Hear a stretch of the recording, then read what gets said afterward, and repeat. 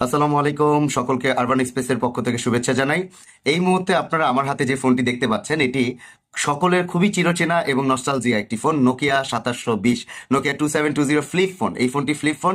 এটার মানে আনবক্সিং করার আগে আমি আপনাদেরকে একটু ডিটেলসটা বলে নিই। 2.8 ইঞ্চি ইন্টারনাল স্ক্রিন, 1.3 এক্সটার্নাল স্ক্রিন আছে একটা বাইরের দিকে, যেটা ফ্লিপ করার উপরে একদম ফ্রন্ট সাইডে থাকে extra large button with backlight.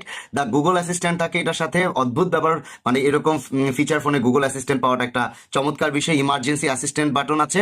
এছাড়াও long lasting battery, two G hearing and it compatible 2 megapixel camera, flash light, bluetooth, FM radio, headset required included in the sales pack.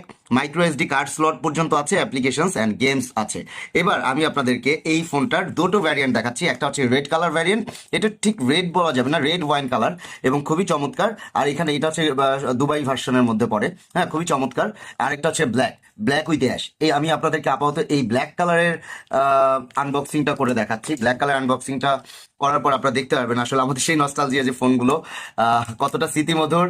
আর সত্যি কথা বলতে এখন এই সাইন্টিফিক্যাল এইজে এসেও আমরা আমাদের অধিকাংশ ব্যবসায়ী মানুষগুলো এই ফোনের প্রতি চাহিদা বেড়েই যাচ্ছে ডে বাই ডে। আমরা প্রথমে ফোন কেস থেকে ফোনটা বের করছি।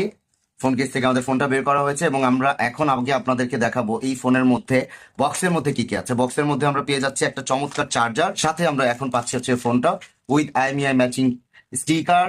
উইথ এটা হচ্ছে অথরাইজেশনের জন্য, যদি কেউ চিন্তা করেন যে আসলে এটা অথরাইজড ফোন কিনা, সেই জন্য হচ্ছে গিয়ে এই যে স্টিকারটা দেখতে পাচ্ছেন, এটা অথরাইজড একটা ফোন। উপরের যে অংশটা আছে, উপরের অংশটা হচ্ছে গিয়ে একটা ছোট্ট ডিসপ্লে, আপনারা এখানে দেখতে পাচ্ছেন কিনা আমি সম্ভব হলে অন করে দেখাবো। আর এখানে আছে যে ডিসপ্লেটা, সেটা 2.8 ইঞ্চি ডিসপ্লে।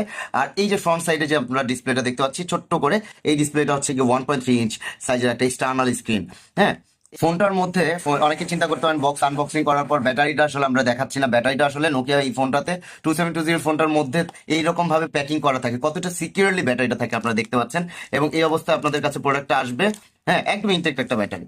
কোনো প্রোডাক্ট আমাদের কাছে ইউজেবল পাবেন না। এইখানে দেখতে পাচ্ছি আমরা দুটো সিম স্লট আছে, পাশাপাশি এখানে একটা মাইক্রো SD কার্ড স্লট আছে। এখানে আপনারা চাইলে মাইক্রো SD কার্ড স্লটে মাইক্রো SD কার্ডটা ইনস্টল করে আপনারা আপনাদের মতো করে যে কোনো মুভি ছোট ডিসপ্লেতে দেখতে পারবেন, গান শুনতে পারবেন, এই ধরনের কাজগুলো নেসেসারিজ।